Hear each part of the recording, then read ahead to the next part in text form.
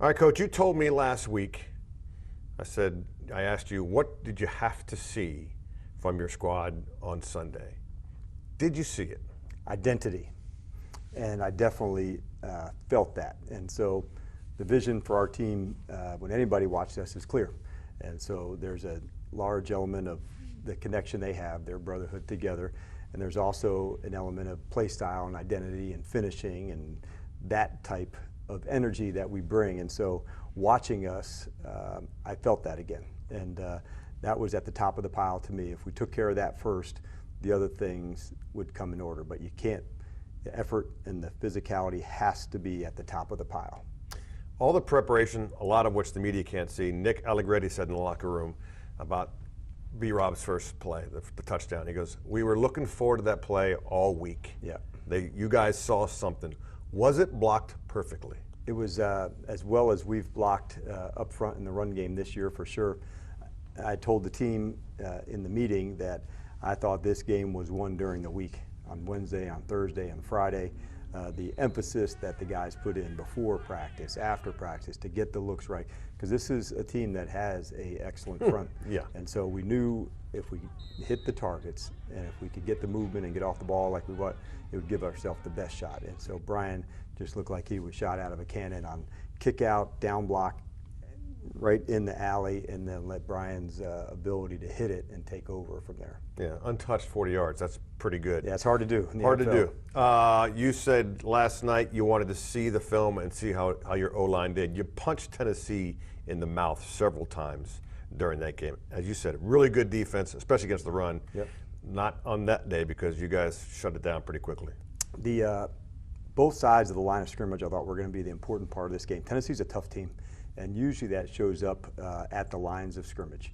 A lot of respect for their offense, their line coach, and how they do business. And so I knew what Pollard was capable of. I knew I'd seen the explosive plays that they'd had. And then on the other side for our offense going against their defense, look no further than 98. And so strong, he's aggressive. And so when we could get four hands on him in the run game, we would need to make sure we could seal and then try to hit out, to find an alley outside of him. The numbers might not be there from the outside looking in. Frankie Louvu, I can think 4 tackles maybe, but if you were watching the game, especially early on, you just saw 4 flashing, he and 54, Bobby Wagner. Yeah.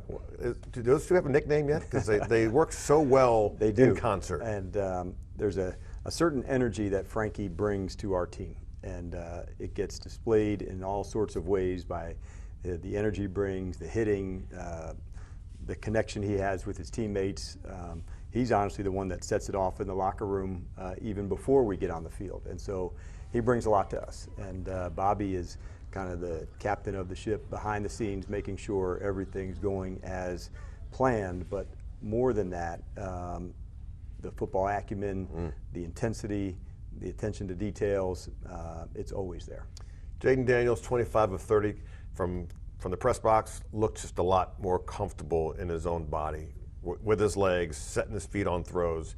But you said practice.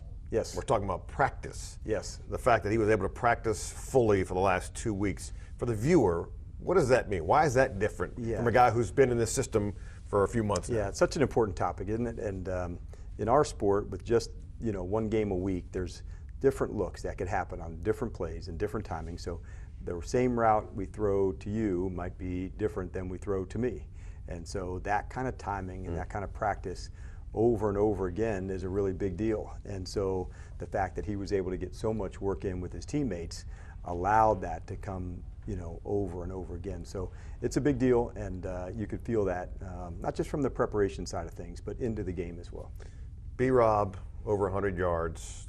The previous week, I don't know if you looked on the big screen when we saw his leg get caught, but the stadium went, oh, the press box was like, oh no. Yes, I was too. Okay. Yes. And then to come back, find out it's an ankle, not a snapped fibula, tibia, and then practice this week and do what he did.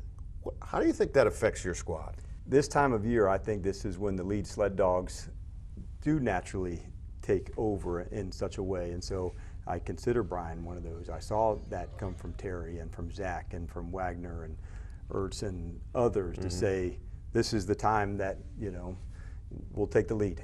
And yes, it's hard. Yes, we've had a tough stretch, but we're absolutely down for it. And so those are the times when the lead sled dogs, so to speak, are there. And so that was his way of saying, I'm in this thing too. And one of B-Rob's underlings is Chris Rodriguez, who's been up and down, right? Yes. Released, come back, released, come back. He said it in the locker room. Yeah, I've had adversity, but this is where I want to be. You guys, you, Adam Peters, and him have had conversations. What did you glean from that, and why do you trust him? As the general manager and the head coach, that's the toughest day, to release a player. Sometimes they're coming back to the club, sometimes they're not. But to hear Chris, discussing with him on a hard day to say, this is where I want to be. And knowing that at that position where he's at, it's an excellent group, and it's a hard rotation to crack, Chick, with that group. But Yeah. he, when given that chance, he was going to deliver, and he wasn't going to miss his moment. And in our football lives, there's moments, and you're just waiting for him, and you're waiting for him, and he wasn't going to miss his. And so for him, being able to finish the game, he's a downhill runner. He plays strong. He plays aggressive. That's right up his alley. As I drove in, I think I heard tires screeching from some of the players as they were taking off, because it's bye week. Yes.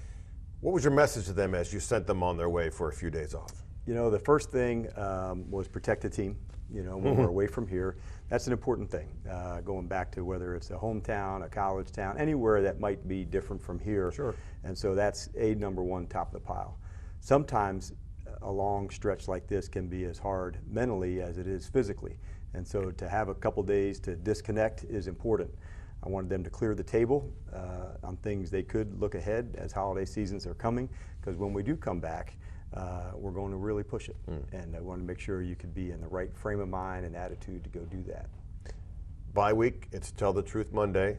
Tell the truth. Do coaches actually get away during the bye week? In this instance, some of them will towards the end of the week. He said some of them, by Yes, the way. coaches in general, just Yeah, okay. in life. But what coaches. about, Yes. okay, all right. But the early in the season, not as much. And I probably had, you experienced an early one, and when you get that schedule that comes out, you're looking for certain markers, where's the bye for your team. So to have it this late, that was unusual. I didn't talk to the team about it, Jay. No one really cares. Right. And so I didn't think there was, hey, 3 weeks from now you're going to be in good shape. There was no reason for me to do that. And you just put your head down and you get the work in. I knew there would be a silver lining after that. After week 13 and having a bye in December is unusual. And so can they max that out? And for the coaches too, they've gone at it as hard as they can. So there's a portion that they can work, on their own, getting that part of their position ready into this next phase, into the second half of the season. And they need to be fresh too. I know it's one game at a time. So if you win your next game, you guarantee a winning season for this franchise for the first time since 2016. That's a long time, Coach. There's got to be some pride in that for you. You want to build a consistent program, and consistency will be measured later on in years down the line where you're able to do it over and over again. And so that's what's important to me, to make sure that we can put something together consistently all the time. We'll see you next Monday. Right hand only, brother. No. That away. I tried. I literally tried, and now I cannot use this knuckle again.